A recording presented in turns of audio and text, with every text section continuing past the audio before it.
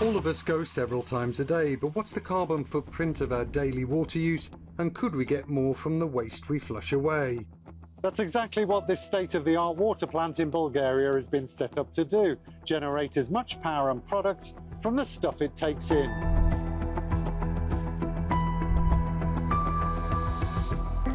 A few hours after somebody goes to the toilet in Bulgaria's capital Sofia, what gets flushed ends up here. The Kabratovo wastewater treatment plant is one of the most energy efficient in Europe. Stanislav is showing me around. We collect the wastewater from the Sofia citizens. We treat it here so that it's clean in the river, and in the process we produce biogas. This biogas is then transformed into electricity and heat. The heat is used for our processes, and the electricity is used to satisfy the needs of this plant. And how much energy are you producing here? We are producing 24,000 megawatt hours per year.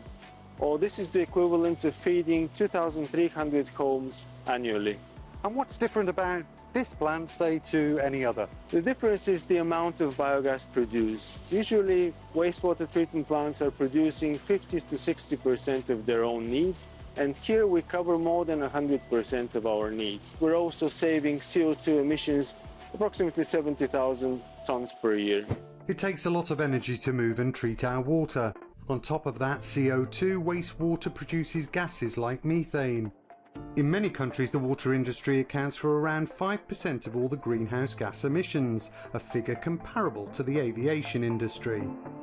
So we've just come into Sofia as the IPCC are holding a meeting in the city, and they've given us a green light for an interview. Can the water industry lead the way then to net zero? This is one of the industries where it's not impossible to get down to net zero emissions, or in fact zero emissions, because we have many opportunities to use water much more efficiently. We also have many opportunities to reuse those gases which are now greenhouse gases, but instead use these for energy production. Altogether, this can become net zero, especially if the energy we use for this is coming from renewable energy sources. Back at the plant, Stanislav tells me they plan to go further. We're just commissioning a new plant which will boost the biogas production by 10 to 15% here, and we're installing photovoltaics. But it's not only this plant. We are exchanging with our colleagues, trying to inspire the other plants to reach energy self-sufficiency, as this is something that the group is asking us to push forward. That's it for this episode. We'll be back soon for more Water Matters.